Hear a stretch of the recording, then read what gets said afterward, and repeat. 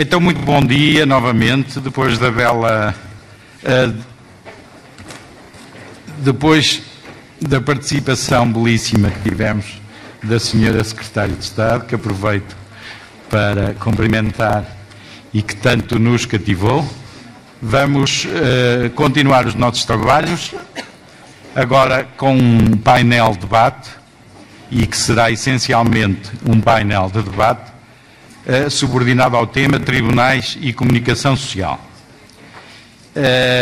O painel consiste na participação de 3 juízes e 2 jornalistas, que vão cada um deles fazer uma ligeira abordagem a seu gosto e conforme sua intenção a este tema, e depois, essencialmente, responderemos, sem pré-definição de quem o fará, mas mais ao gosto e na perspectiva dos destinatários, responderemos, portanto, às questões e tentaremos fazer deste debate um debate participado. Portanto, as intervenções serão, de cada um serão curtas, assim se espera, justamente para podermos ter o tempo suficiente para um debate mais alargado. E começarão por uma das senhoras juízas, depois por um senhor jornalista, de maneira a, mesmo na apresentação, termos uma ideia multifocal deste tema. Eu apresentaria de forma muito breve os intervenientes, começando pelos convidados externos, se a expressão me é permitida, pelos senhores jornalistas. Temos connosco os senhores José Campos e Alberto dos Santos. Em princípio estranharão esta informação, mas é o que consta daqui. E, portanto, o que eu li é verdade, mas é uma verdade parcial e talvez sirva, à falta depois de outras informações, para debatermos como é que o uso da verdade pode ser parcial. Eu referia-me aos doutores Eduardo Damaso e José Alberto Carvalho. E apresentaria sumariamente cada um.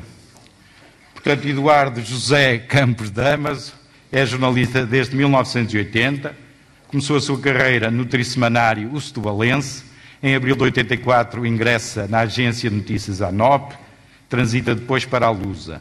Entre 85 e 89 colabora no semanário Expresso e neste último ano faz parte da equipa fundadora do Público.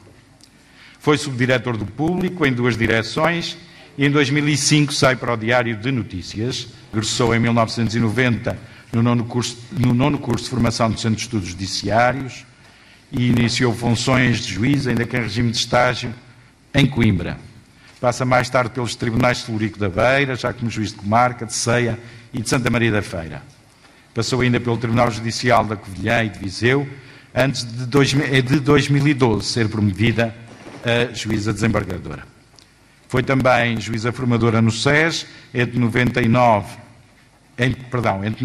e 99 e presidiu atos eleitorais no apuramento final do Distrito de Viseu.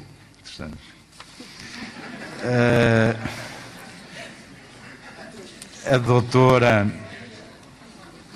Amélia, será que a perdi? Isso é pior, não. A doutora Amélia Catarino é juiz-presidente do Tribunal Judicial da Comarca de Lisboa também desde 2014 e foi promovida a juíza desembargadora no pretérito movimento. É licenciada em Direito pela Universidade de Lusíada desde 89, ingressou no nono curso de formação do SES, entre 91 e 92 estagiou como auditora de Justiça no Tribunal Judicial de Coimbra, onde passou a juiz de Direito depois em 93.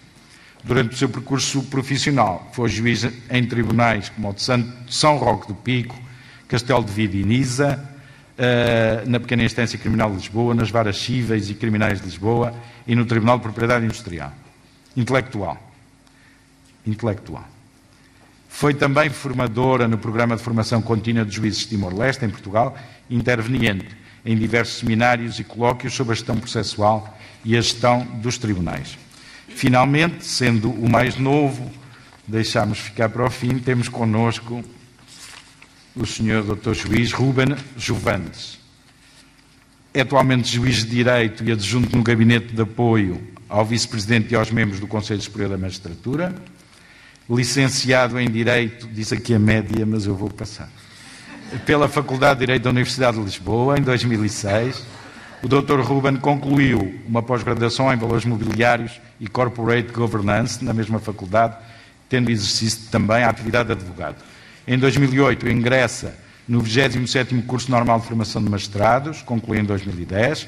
Nos anos seguintes exerce funções como juiz em regime de estágio nos 2º e 3º juízes cíveis do Tribunal Judicial da Almada, tendo passado nos anos seguintes, entre outros, pelos Tribunais do Trabalho da Comarca de Lisboa, pela Secção de Pequena Criminalidade da Comarca de Lisboa Oeste, pelos juízes cíveis da Comarca de Santarém e pela Média Instância Cível de Sintra. Feita esta apresentação necessariamente sucinta, para melhor podermos aproveitar o tempo, vai então cada um dos intervenientes usar da palavra, também de forma que esperemos sucinta e alternada, tendo em conta a qualidade e a origem da sua presença, convidando a doutora Maria José. Sou eu? Era surpresa. Era surpresa. Muito bem. Bom dia a todos. Eu vou apenas, digamos, divagar, dizendo aquilo que acho que é um pouco o que todos partilhamos, o que todos sentimos, quer juízes, quer jornalistas, mas isto faz aqui uns S. Mas que, enfim, no dia-a-dia, às vezes, porque a linguagem não é compreendida, nós não falamos a mesma linguagem, parece que estamos muito afastados, quando afinal estamos muito próximos. E, portanto, aquilo que eu vou dizer é aquilo que, enfim, qualquer um de nós pensa, nada mais que isto, nada elaborado. Todos sabemos, e assim o sentimos, que o atual estado da sociedade em que vivemos é mais do que evidente que denota a necessidade de um relacionamento entre a comunicação social e a justiça, considerando, obviamente, os interesses que cada uma delas tem subjacente, importando, por isso, ponderar na discussão e no aprofundamento da aproximação entre ambas as linhas por que este se deve nortear. As distintas práticas de discurso, como digo, uma linguagem diferente, a jornalística e a da justiça, de objetivos e de culturas, também por razões de ordem profissional, são geralmente apontadas como entraves à cooperação entre a justiça e a comunicação social. No confronto entre o direito à privacidade e ao bom nome, por um lado, e o direito de informação, por outro, importará ter em conta o que informar e como fazê-lo, dentro dos limites, obviamente, a respeitar. Uma cultura que ainda hoje me parece não estar devidamente sedimentada entre a comunicação social e a justiça deve ser alicerçada, penso eu, enfim, em princípios que só podem passar pela autorresponsabilidade e a deontologia profissional a todos extensiva. E quando digo a todos, do lado dos jornalistas, em qualquer tipo de imprensa, e do lado dos profissionais da justiça, advogados, enfim, juízes, oficiais de justiça. Certo, digamos, esta cultura poderia contribuir, e deve certamente poder contribuir, para ultrapassar os obstáculos que, neste momento, hoje, ainda se colocam entre a justiça e a comunicação social.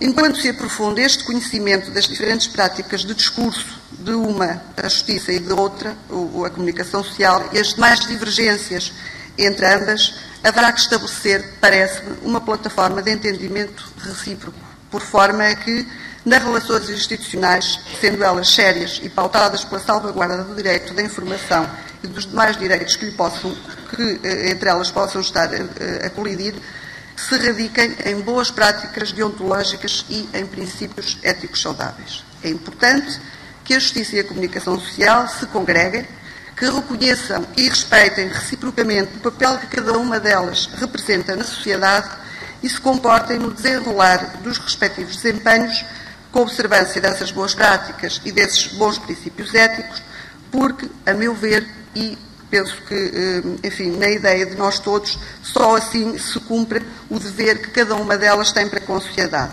permitindo naquilo que quem aborda estas questões e quem nelas pensa, cito, por exemplo, Boaventura Sousa Santos, uma administração da justiça será tanto mais legitimada pelos cidadãos, quanto mais conhecida e reconhecida ou for por estes.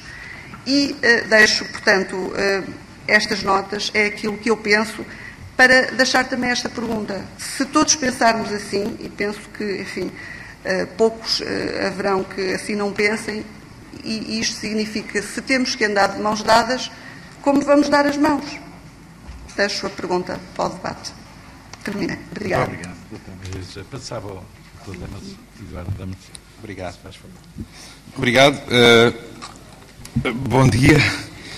Obrigado pelo convite. É um prazer estar aqui. Enfim, é um regime de convivência habitual há mais de 30 anos. Que andamos nisto, que eu participo neste tipo de iniciativas, e invoco aqui o tempo por uma questão muito simples. Eu lembro ainda ontem aqui com algumas pessoas, alguns amigos, falávamos dos primeiros cursos há 20 e tal anos, as primeiras iniciativas nesta área que juntaram jornalistas e juízes, e os pressupostos, e lembrei-me como os pressupostos desse tempo e os de agora mudaram radicalmente.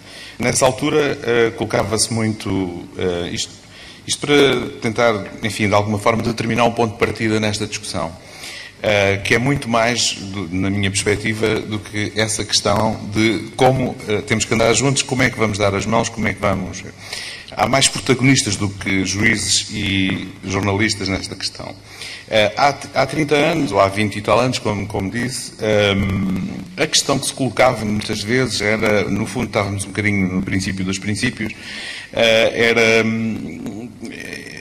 dar um bocadinho de cultura judiciária aos jornalistas. Na altura era muito frequente e muito banal os jornalistas que trabalhavam nesta área não terem formação especializada, eram poucos os que tinham feito o curso de Direito ou que tinham passado pelas faculdades de Direito. Eu tinha essa sorte, porque sempre fui um mau estudante de Direito, mas procurei trazer esses conhecimentos para o exercício do jornalismo. Isso ajudou-me bastante. Mas nessa altura era muito frequente os jornalistas confundirem o Código Penal com o Código de Processo Penal. Os jornalistas que acompanhavam esta área, isso era banal. Hoje em dia, isso era basicamente essa pedagogia que muitas vezes as organizações judiciárias sentiam, fundava-se muito nessa necessidade e nesse tipo de, não havia questões de compreensão ou de uma maior, não havia essa consciência dessa caminhada em conjunto, não havia também o nível de litigância que hoje existe a vários níveis à volta da nossa profissão, litigância social, política, económica, como em torno das magistraturas, a realidade com que têm que lidar. Não havia essa conflitualidade social que hoje existe.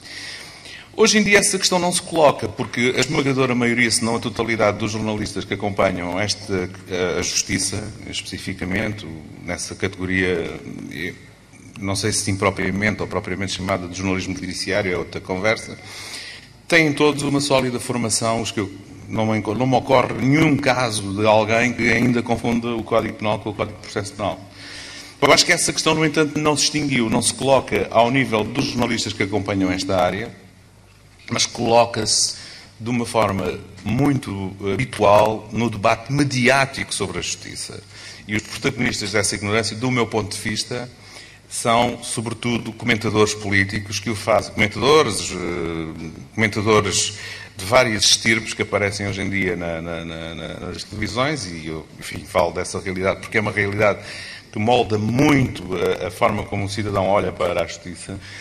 E isso acontece num contexto em que, do meu ponto de vista, muitas vezes, enfim, é por um desconhecimento natural, porque as pessoas não são obrigadas a saber de tudo e muitas vezes quem trabalha nas televisões, sobretudo os profissionais, têm uma realidade diária multifacetada, têm que entrevistar pessoas de mais diversa origem, de mais diversa condição, mas muitas vezes há um fenómeno há um duplo fenómeno, que é, por um lado, nós assistimos a coisas na televisão, sobretudo na realidade da televisão por cabo, que tem muito a ver hoje com participação participação que não é desinteressada, embora nos esteja a ser exibida de uma forma desinteressada. Estou a falar, por exemplo, dos advogados. Os advogados dominam por completo, hoje em dia, os advogados, sobretudo os grandes escritórios, dominam por completo o debate sobre a mediatização da justiça, sobre a justiça e a justiça nos média. Não, é raríssimo encontrarmos outros protagonistas no diálogo com os jornalistas que não sejam advogados. E são-nos apresentados de uma forma que muitas vezes é como se... Ou seja, há uma narrativa que parte de uma espécie de pureza originária da parte dos senhores advogados, com um discurso muito virginal sobre casos concretos ou sobre o sistema em si, quando nós, enfim, temos que ter os meios de perceber, eu tenho esses meios de perceber que aquilo não é assim, se consigo descodificar aquela narrativa, mas a esmagadora maioria das pessoas não consegue. E os juízes aí estão sempre a perder por falta de comparência, do meu ponto de vista. Os juízes, os procuradores. E o que temos assistido nos últimos anos é muito uma realidade unívoca sobre esse ponto de vista. A percepção que o cidadão tem sobre a justiça já nem sequer é muito construída pelo jornalista que acompanha a realidade judiciária. A percepção sobre a justiça, hoje em dia, da opinião pública, é construída pelos comentadores, pela narrativa dos senhores advogados e pela ausência absoluta dos juízes e do Ministério Público nesta discussão. Os exemplos podiam ser às dezenas. Basta lembrar o exemplo mais recente, que eu acho que está na cabeça de toda a gente, que é o do célebre acórdão do Dr. Neto Moura, que evidentemente eu pessoalmente, a minha condição de ser humano, tem dificuldade em acompanhar algumas das coisas que são escritas, mas evidentemente que a discussão mediática que se estabeleceu sobre aquele acórdão foi induzida por um movimento de indignação nas redes sociais, que é outra realidade hoje em dia que condiciona demasiado os médias, do meu ponto de vista, e teve uma matriz de profundo oportunismo em relação a algumas intervenções. Ou seja, oportunismo em que sentido? Oportunismo no sentido de algumas discussões partiram daquele caso concreto, algumas discussões e algumas intervenções, algumas delas muito importantes, algumas delas de pessoas que têm uma enorme responsabilidade e uma enorme capacidade de construir a agenda depois de alguns órgãos de comunicação social, como alguns advogados muito conhecidos, enfim, que têm jornais à sua disposição, constroem a pauta desta discussão, criando uma realidade simples que em relação à qual bastam 3 linhas, que é confundir aquele caso, ou seja, criar a ideia que os sistemas de justiça e os juízes pensam todos daquela maneira e que são, aliás, houve vários títulos bastante sintomáticos a esse nível, quer dizer, aquele caso serviu para que se dissesse que a justiça é uma espécie de parque jurássico, para que se dissesse que as cabeças dos juízes não mudaram em 40 anos de democracia, enfim, coisas que um observador minimamente objetivo, minimamente rigoroso, minimamente atento consegue desmontar com uma grande facilidade. E eu acho que esse é um dos problemas que eu vejo também depois na intervenção, no diálogo entre essa realidade de uma subnarrativa que, no fundo, contorna aquilo que é o elemento objetivo para construir uma ideia sobre o sistema. Depois, eu acho que os jornalistas, em alguns casos, não têm, cá está, os jornalistas que não são os que acompanham a justiça. O Alberto Carvalho é um pivô que tem um nível de informação, sobretudo, apesar de tudo, um bocadinho maior do que a média dos seus colegas nesta matéria, mas há muitos colegas dele que não tiveram essa capacidade de dizer, mas dar elementos objetivos. As estatísticas, por exemplo, são uma realidade que dão uma outra imagem da realidade portuguesa.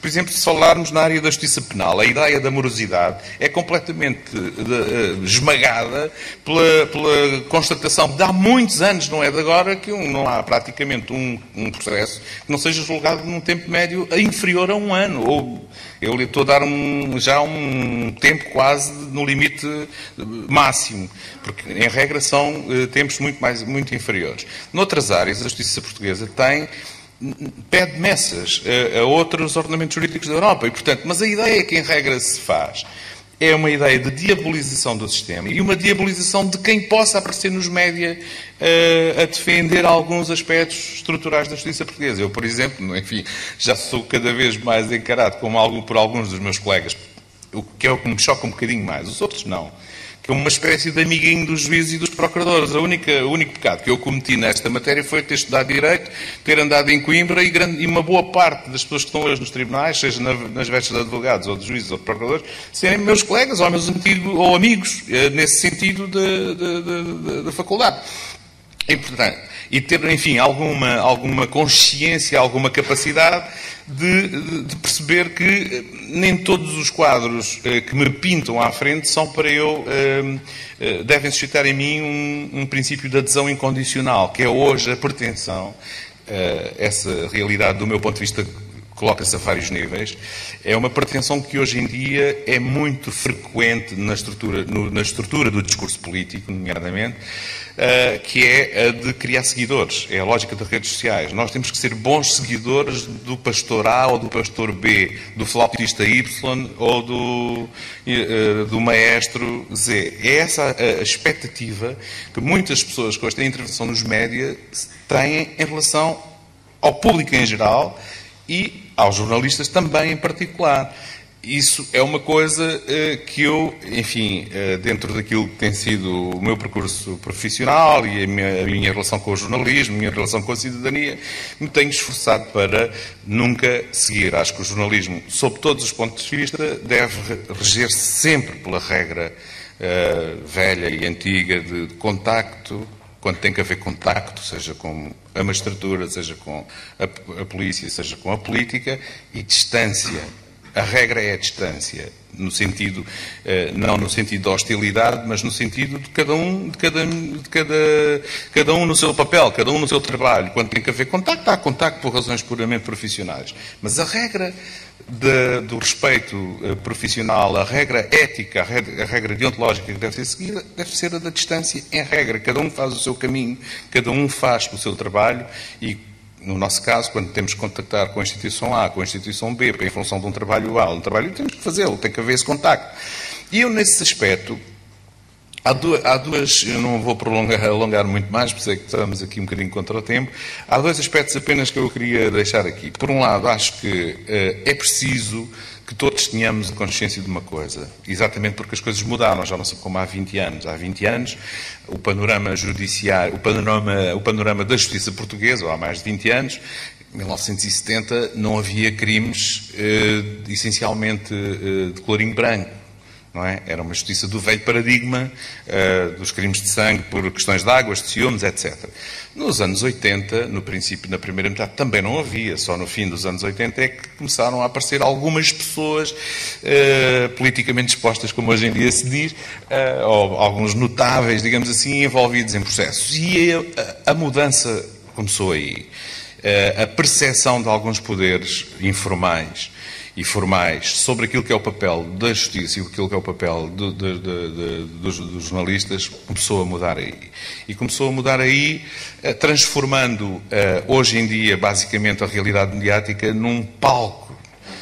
Hoje nós somos um palco de um conflito um bocadinho maior do que nós. Somos um palco, nós jornalistas somos um palco de um conflito não clássico de poderes, ou seja, naquilo que é a estrutura clássica da separação de poderes, não é isso, somos um palco de poderes de luta muitas vezes pela conquista e pela manutenção do poder político. Isso tem a ver com a estrutura da propriedade dos meios.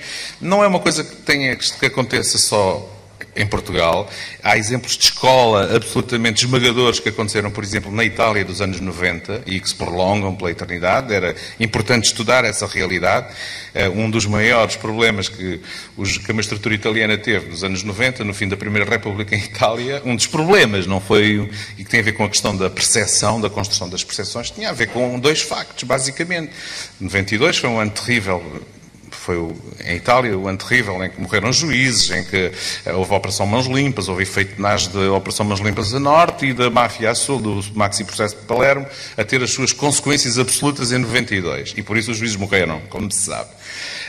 Mas um dos problemas que depois se foi colocando, à medida que alguns aspectos da história se foram dissipando, mais clássicos, o Maxi Processo de Palermo, a reposição da lógica de soberania do Estado contra a máfia, ficou a questão do crime económico, da Operação Mãos Limpas. E um dos grandes problemas que que o Dr. Savério Borrelli, uma vez numa conversa com o Tabucchi, que foi publicada, colocava, era sobre a questão da percepção sobre o trabalho deles. Por um lado havia um ataque político ferocíssimo, que vinha dos restos da democracia cristã e do Partido Socialista extinto, que era um ataque ideológico, dizendo que os juízes agiam por motivação ideológica, e o problema estava no facto de a esmagadora maioria da população não conseguir perceber o que é que estava em causa no processo de Mãos Limpas. Porquê? Porque, por um lado, havia uma linguagem excessivamente codificada dos jornalistas que acompanhavam aquela realidade e os generalistas não sabiam explicar o que é que ali se passava por várias razões. Por uma incapacidade, enfim, de compreender o fenómeno e porque a propriedade da televisão, que era o essencial que molda as maiorias políticas em Itália e molda a percepção da opinião pública sobre os factos, sobre a realidade, era dominada já, a propriedade tinha uma lógica praticamente monopolista. Naquela altura só não tinha completamente, o Berlusconi não tinha as televisões todas, porque ainda havia uma sobrevivência de mercado, digamos assim, na televisão pública, que mais tarde ele dominou em absoluto. E, portanto, isso foi decisivo. Nós não temos essa realidade no sentido extremo, mas temos um bocado uma aproximação a essa realidade. E, portanto, há que ter muitas vezes a noção de que alguns destes fenómenos, ou seja, que a nossa caminhada não é apenas entre nós os dois, entre jornalistas e magistrados, há outros companheiros de caminho. E há outros companheiros de caminho que nem sempre têm uma motivação clara e que nem sempre se manifestam de uma forma muito óbvia. Eu acho que essa realidade se manifestou neste caso concreto do acórdão do Dr. Neto Moura, porque, independentemente da discussão objetiva sobre o acórdão, o que prevaleceu imediatamente foi a ideia de que o sistema não funciona e essa é a realidade que eu encontro praticamente todos os dias, em algumas intervenções. Eu respeito a diversidade de opiniões, não quero que toda a gente concorde comigo, mas eu acho que é objetivo, que é a ideia de que a justiça é o maior problema que sobrevive depois do 25 de Abril, portanto, é a democracia, e que deve ter um paradigma de organização completamente diferente, com uma lógica de tutela política absoluta. Esta é a minha ideia há muitos anos sobre a realidade. Depois há um outro aspecto que tem a ver com a questão de como comunicar. Eu penso que, exatamente porque as magistraturas, em particular os juízes que têm um dever de reserva e têm uma cultura diferente, perdem sempre por falta de comparência. E eu acho que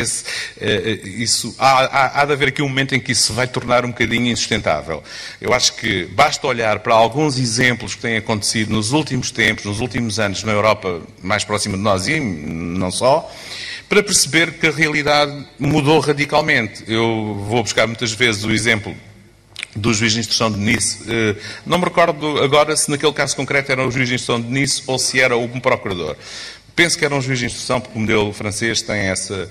No caso da tragédia do avião da Germanwings, por exemplo, aquelas conferências de imprensa de explicação do que é que se passou, da informação que era possível dar, são exemplares. São absolutamente exemplares porque têm, por um lado, um efeito de tranquilização da opinião pública, têm, por outro lado, um mecanismo de controle da informação muito importante, que é, quando eu tenho alguma informação para dar num contexto daqueles, eu estou a saciar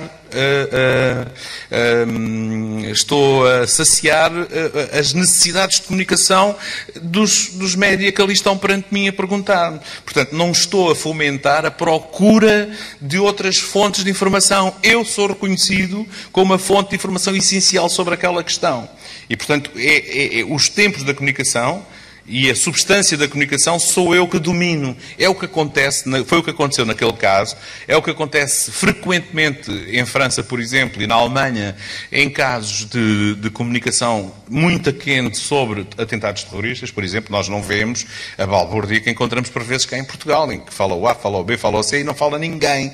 E depois os jornalistas veem-se na necessidade de tentar entender, junto, não importa de quem, o que é que realmente se está a passar. Não, a comunicação nesses países, por exemplo, estou a dar exemplos de comunicação de emergência que dita necessidades estou a falar de momentos de excepcionalidade que ditam necessidades de comunicação de emergência. Francamente, acho que a justiça portuguesa tem que se adaptar a isso e tem que ser juízes e procuradores a fazer. Eu não acho que tenham que ser jornalistas. Acho que os jornalistas têm que são muito importantes a dar assessoria técnica às organizações judiciárias, mas acho que a comunicação neste tipo de situações tem que ser dos próprios profissionais do foro. Por outro lado, acho que num outro contexto em que isto é um elemento de excepcionalidade, há depois a outra realidade da comunicação de rotina, digamos assim, do dia-a-dia, da normalidade.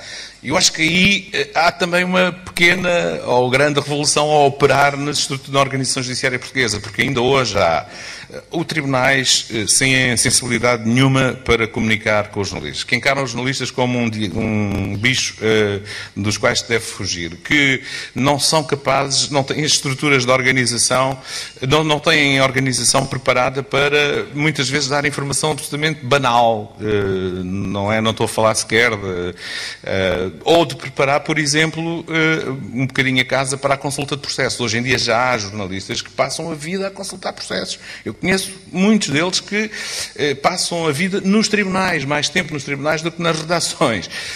E muitas vezes a lidar com muita incompreensão e com muita dificuldade em concretizar o seu trabalho. E, portanto, acho que essa reflexão é uma reflexão importante de fazer nessa dupla perspectiva da comunicação de exceção e da comunicação rotineira. Acho que aí vou acabar. Pronto, aqui fico por aqui. Obrigado. Obrigado. Obrigado. Doutora Arnalda, faz favor. Bom dia a todos. Cumprimentos na pessoa, se me permitem, na pessoa do Sr. Presidente do Conselho Superior da Magistratura, Sr. Conselheiro Henriques Gaspar. Vou aqui falar deste tema um bocadinho deixando de transparecer aquilo que é a prática no Tribunal de Lisboa, na comarca de Lisboa. Começo por dizer que de todas as comunicações que foram feitas aqui, e especialmente da Sra. Secretária de Estado, sobressai a ideia de que esta comunicação é muito rápida. É muito rápida, toda a informação circula através dos mais diversificados meios, sendo as redes sociais aqueles que predominam e que dominam até, como disse o Dr. Eduardo Damaso, os próprios média, e, portanto, dominando os média, é lógico que dominam toda a comunicação, a opinião pública, mobilizando-a para a discussão de temas normalmente geradores de indignação, de escândalo, compaixão e até vingança. E é aqui que é neste contexto que a Justiça, ciente desta necessidade de informação, tem vindo a fazer um caminho, eu penso que sim, tem vindo a fazer um caminho no sentido de, dentro do tempo breve da reportagem, conseguir fornecer a informação com rigor conceptual e sempre em respeito pelos invioláveis direitos à imagem, à reserva de vida privada, à honra, ao bom nome e à reputação.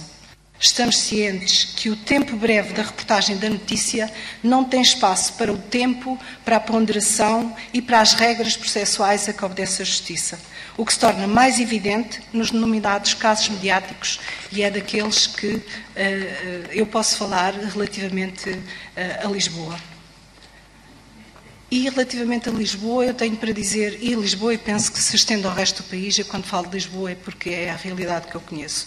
A Justiça não se revê na forma como a comunicação social trata dos ditos casos mediáticos.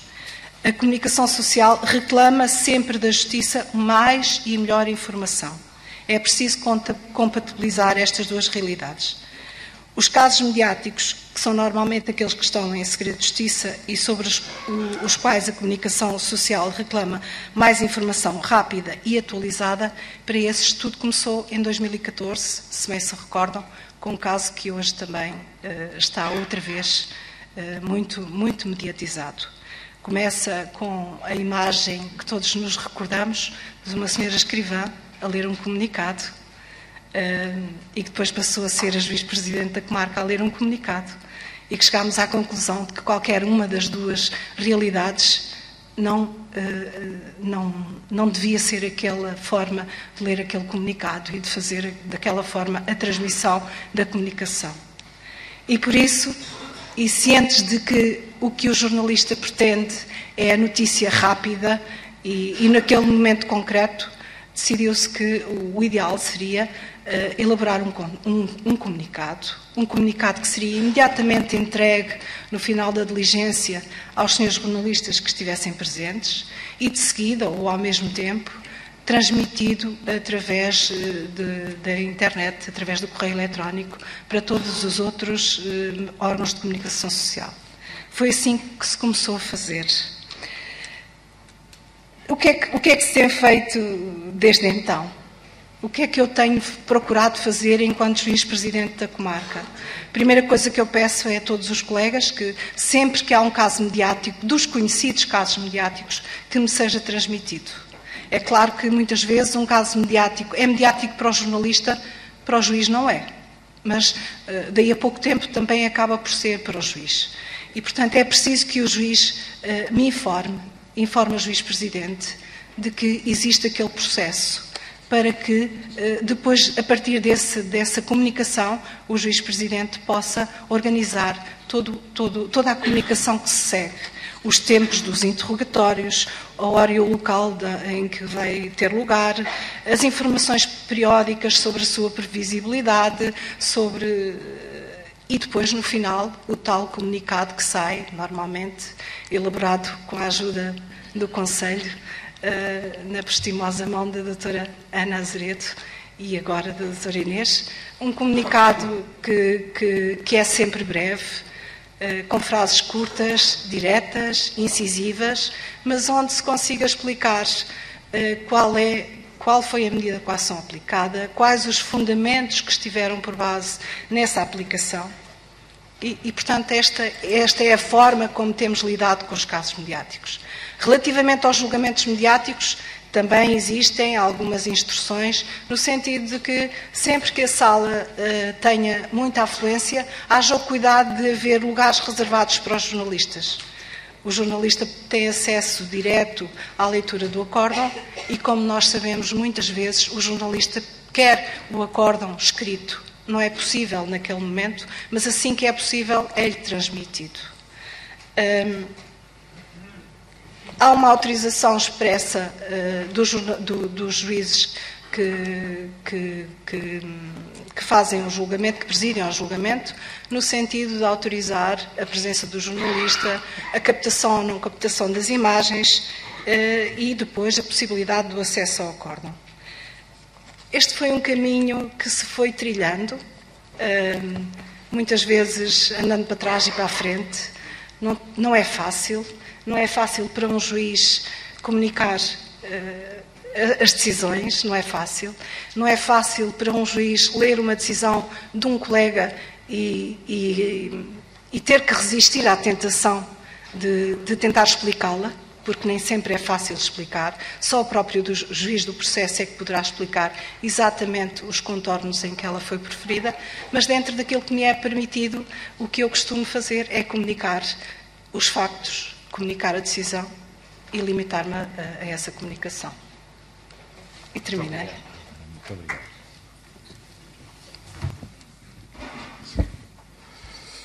Muito bom dia a todos. Peço desculpa pela voz assim um bocadinho anasalada, mas fruto do tempo. E muito obrigado pelo convite.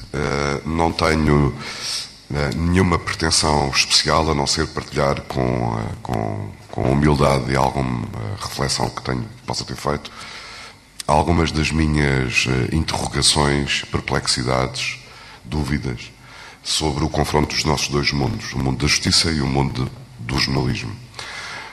Pela razão essencial de que é no confronto destes dois universos que se constrói, que se traduz a percepção da justiça por parte dos cidadãos. Exatamente no confronto, na maneira como eles encaixam ou não encaixam um no outro, conforme cada um deles ilustra, sublinha, revela as imperfeições mútuas. Daqui resulta a percepção da justiça. E, independentemente disso, a intervenção do Sr. Secretário de Estado levou-me aqui a algumas outras interrogações, portanto, que é algo com que me ocupo profissionalmente há bastante tempo, que é o impacto da revolução tecnológica na nossa vida, Porque não é uma mera revolução tecnológica. O que nós estamos a viver é uma revolução social profunda. Seguramente a maior e mais dramática, porque é a mais rápida da história da humanidade. E vou-vos dar um exemplo. Há bocado a pergunta era sobre redes sociais, Facebook e Twitter. Será que algum estudante de Direito, hoje em dia, utiliza essas redes sociais? Ou utiliza o Snapchat? Que é uma coisa, o que é que estará a fazer esse juiz, esse estudante de Direito agora, daqui a 4 anos, 5 anos? Ele usa o Instagram e o Snapchat. São ferramentas visuais de comunicação e não de raciocínio. O Facebook é uma coisa de velhos. Lamento dizer. E lamento dizer mais. Lamento que tenhamos saudades dos 30 anos em que estivemos a discutir e a perder uma oportunidade de nos entendermos a todos uns aos outros. Porque já vamos ter todos saudades do jornalismo e da justiça tal como ela existia. Portanto, na verdade nós estamos num outro paradigma de comunicação. Se me permite, eu vou-me levantar só para tentar exemplificar aquilo que uma das pessoas, um dos académicos que eu mais respeito na minha área, apesar de ser muito gozado, eu gosto das pessoas que são gozadas. Porque geralmente são loucas e acho que no meio da loucura, se nós conseguimos procurar algo que seja para além da espuma, nós vamos conseguir encontrar reflexões interessantes sobre a humanidade e o ser humano. E essa pessoa é o criador de uma série de expressões que nós hoje em dia vulgarizamos e nem atribuímos o crédito e nem percebemos verdadeiramente o que é que elas queriam dizer. Era um tipo canadiano, Marshall McLuhan. Eu li os livros todos dele. Portanto, eu não gosto de falar do Marshall McLuhan como uma espécie de cristão novo. Eu li os livros todos dele, incluindo aqueles que nunca foram editados em português e incluindo aquele que foi escrito postumamente à sua morte e que foi completo pelo seu filho. Ele era uma pessoa que gostava muito da linguagem. A mãe era professora de literatura e, portanto, ele desenvolveu um gosto muito grande pela linguagem. E eu acho que as palavras são decisivas. Como é que um juiz comunica com as pessoas? A linguagem é decisiva. A expressão é decisiva. A expressão, a linguagem, as palavras são a diferença entre justiça e injustiça, entre bem e mal, entre certo e errado. Não pode haver nenhuma dúvida sobre isto.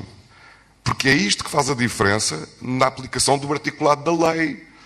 Não é? É diferente, e é por isso que os jornalistas são hipócritas, porque aprenderam uma maneira de se defender. É diferente dizer alegadamente suspeito.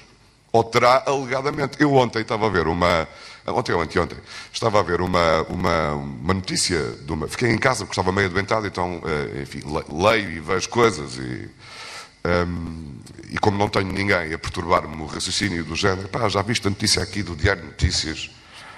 Com licença. Já viste aqui a notícia 2 do Diário de Notícias? Então tem aqui uma entrevista. Isto é o DN, não é? DN. Que é uma coisa, alguém comprou o DN nos últimos 20 dias? Aqui na sala, quantos? 1, 2, 3, 4, 5. Nesta sala, 5 pessoas compraram este jornal nos últimos 20 dias. Podia fazer o mesmo sobre os outros, mas é capaz de ser desagradável. Bom, mas o DN...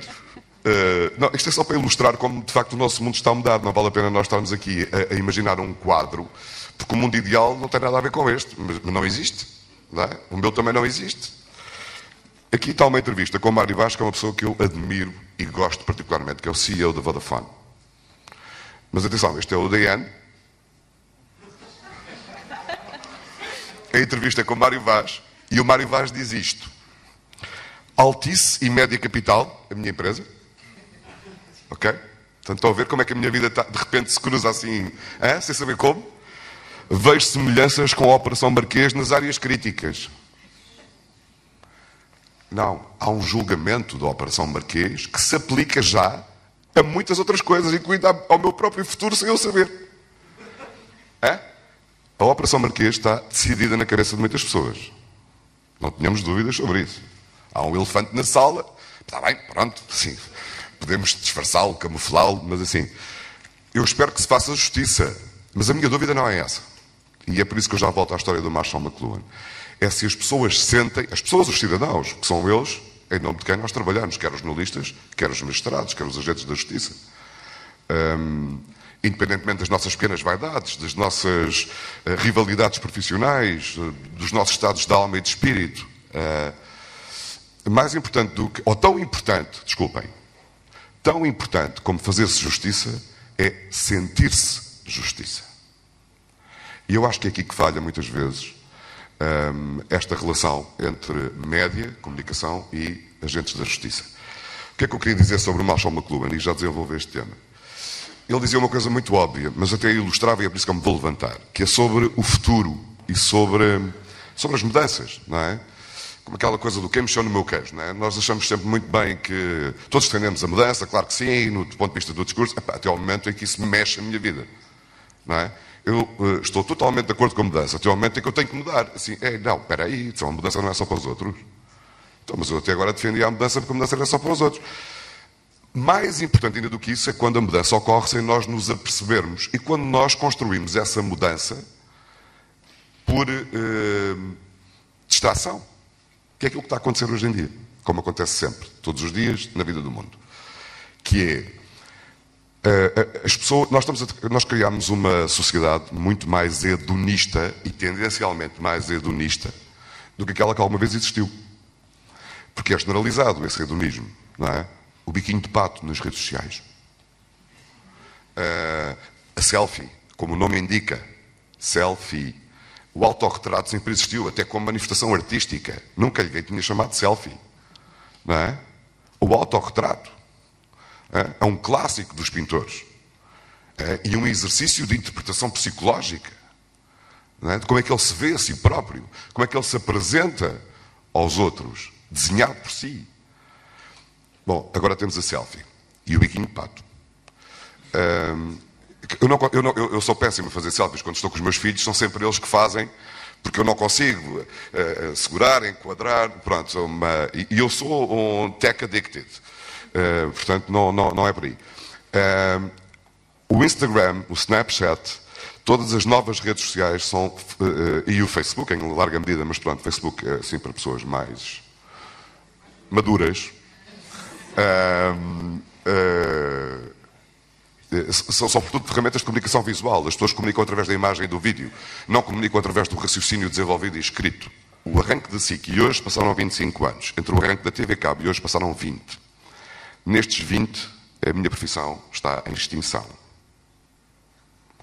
Eu não conheço ninguém com menos de 40 anos que veja televisão generalista, tal como ela foi pensada e edificada enquanto negócio, enquanto empresa, enquanto atividade. Que é, senta-te aí no sofá e vê lá o que é que te estão a dar. E estou a ser muito otimista quando estou a dizer que são pessoas com menos de 40 anos. Não estou? Pois estou. A mim não me dá jeito nenhum que isso aconteça, como calculam. Diminui o meu valor de mercado, porque a minha empresa, é por isso que está aqui, não é? É por isso que a Altice quer comprar. E eu não sei se é a Altice, ou a Vodafone, ou a nós, ou a Deutsche Telekom, mas eu acho que se calhar isso é bom ser comprado, porque senão vamos morrer. Não é? Vamos morrer. E, portanto, já perdemos esta discussão do jornalismo e da justiça. A ideia do McLuhan. E depois concluo com uma analogia, se me é permitido, entre eu e os taxistas. Do Uber, sim. Não, mas a história do McLuhan era esta, que era, nós quando quando falamos do futuro e imaginamos o futuro, temos uma tendência metafórica e confortável de imaginar que o futuro é algo lá à frente. À frente. Portanto, se está à frente, se nós caminharmos em direção ao futuro, basta-nos caminhar em direção ao futuro, que de alguma maneira nós vamos encontrar esse futuro. Ele está lá à frente, portanto, se nós avançarmos em direção a ele, nós vamos encontrá-lo. Vamos deparar com esse futuro. Portanto, será assim, com licença. Se o futuro, eu agora vou tentar falar um bocadinho mais alto. Peço desculpa aqui pelo estado. Se o futuro estiver ali, se eu caminhar mais depressa ou mais devagar, mas assim, eu vou confrontar-me, deparar com o futuro. Alguns aqui. Isso é mais à frente, não. Não, sem provocações. Aquilo que o McLuhan dizia era, sim, talvez seja verdade, o futuro talvez possa estar ali, mas você não caminha assim. Você caminha assim, pronto. Você não pensava onde é que está o futuro? Você só percebe o futuro depois de cair ali atrás do palco quando passou pelo tanto. Olha, o futuro estava aqui. Era mesmo aqui. Mas agora já não é futuro nenhum, já não serve de nada. E eu acho que este raciocínio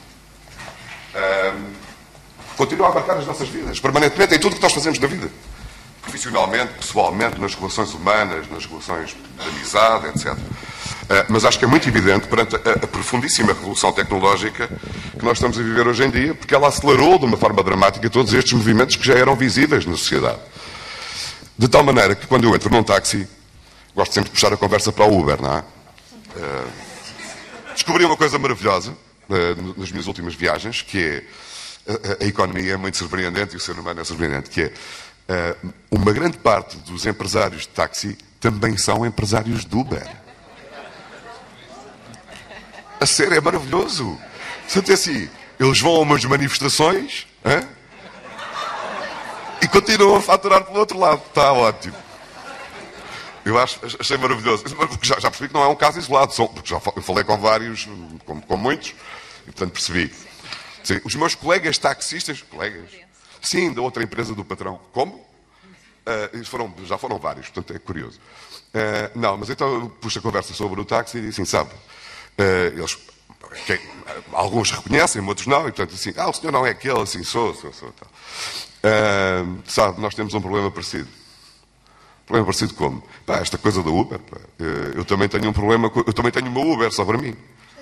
Uma Uber como? Não, a minha profissão está desgraçada, ouça, eu qualquer dia tenho que dedicar a cultivo de batatas, porque ninguém me vê, portanto, se ninguém me vê eu não tenho valor, portanto, assim, não vou ter salário, estou feito, é como você, não tem clientes, os clientes foram para a Uber.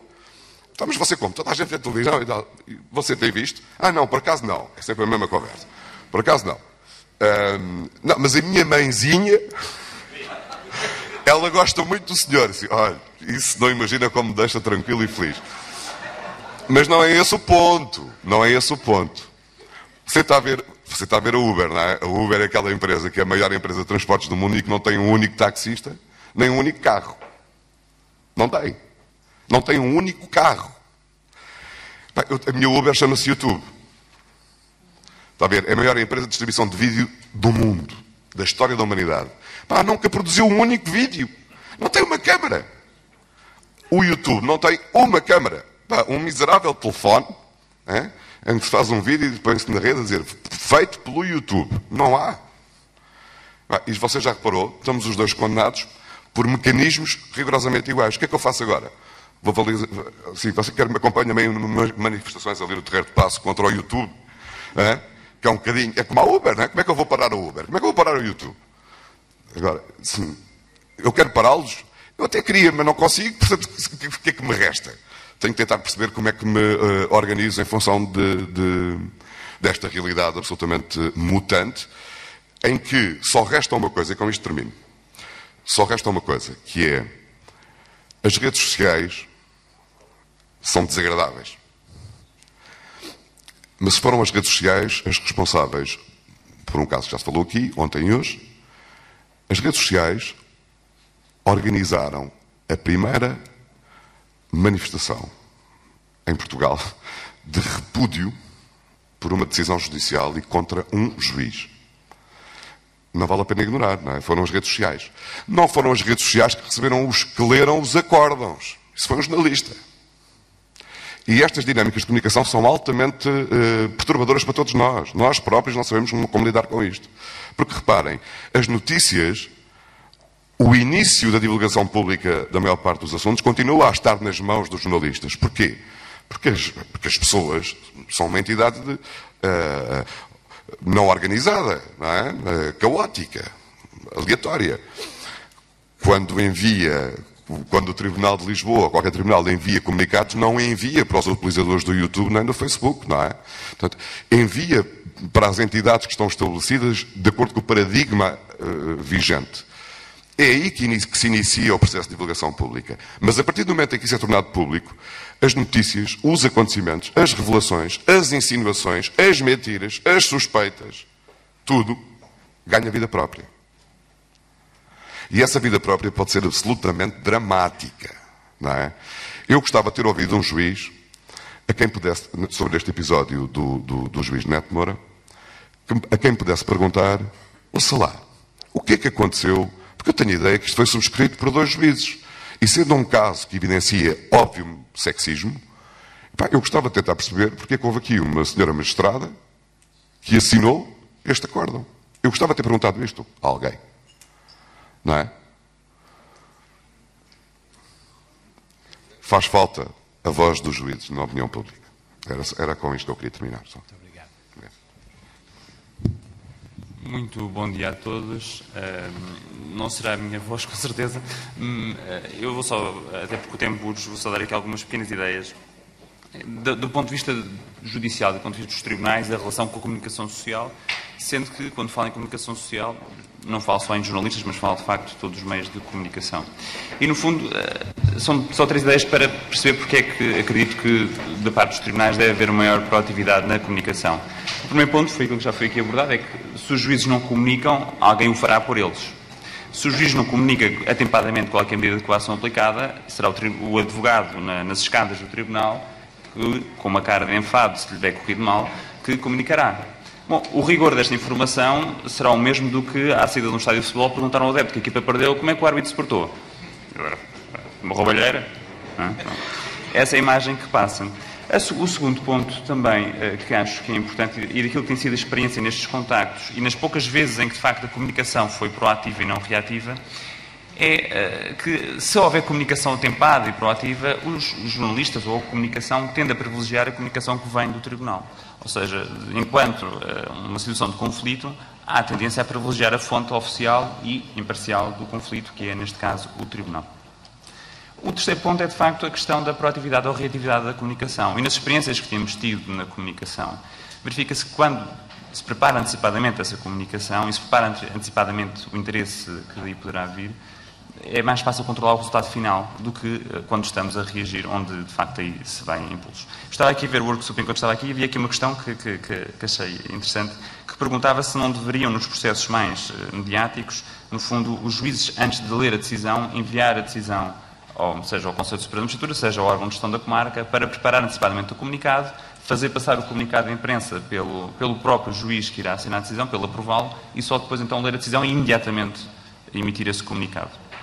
Enfim, quem diz um comunicado, de facto, com os novos meios de comunicação, estamos a falar, não digo um vídeo para o Snapchat, com certeza que isso seria estranho, mas de um resumo para, por exemplo, para uma rede social do Tribunal, um pequeno resumo da decisão, controlado pelo próprio Tribunal. Mas tem de ser feito antecipadamente, não pode ser feito depois da decisão lida e quando os jornalistas já ouviram pelo advogado a versão, já ouviram todos os vícios, e nós temos visto isso na nossa vida ativa. Por exemplo, vemos advogados de grande craveira e que naturalmente ali naquela posição estão numa posição parcial, porque é a tarefa deles, a dizer, por exemplo, que numa determinada diligência num tribunal, eu lembro mesmo de um caso de transcrição de escutas não transcritas durante um julgamento, que se dizia, isto nunca se viu.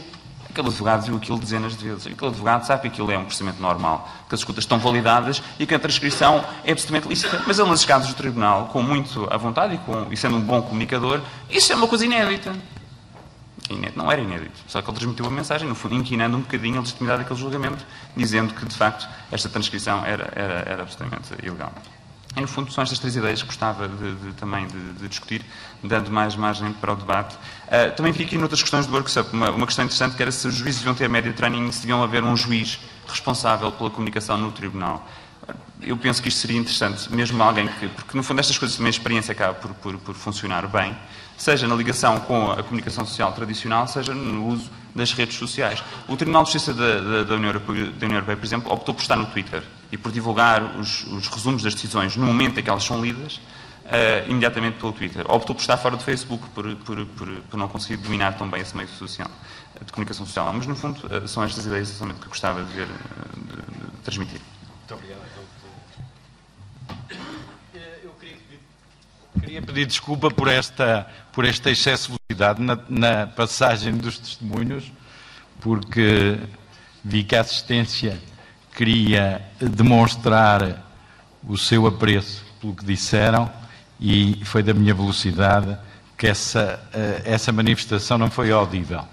Mas, portanto, temos que ganhar tempo e, nesta circunstância, vamos continuar a acelerar. Falou-se, portanto, aqui de responsabilidade, de falta de comparência dos juízes, na dificuldade de transmissão da informação quando feita diretamente pelo Tribunal. Também se falou da Uber, de forma muito interessante, e dos tempos que já não vêm, mas que já lá chegamos, mesmo que às recuas. E, finalmente, destas questões que o Dr. Ruben já trouxe da nova capacidade informativa e dos instrumentos que nos trazem para aqui. Eu, de início, cortei os nomes dos nossos ilustres convidados, numa certa ideia de que a verdade é muito parcial e quem tem a capacidade de a colocar no mercado ou nos destinatários tem também essa capacidade de conformação. E isso prende-se um pouco também com a justiça, se na transmissão dos factos da justiça, especialmente se tem uma finalidade alheia ao destino correto da mensagem, o que é, e como aliás o Dr. Eduardo Damas deixou entender, o que é frequente e pode ser perigoso.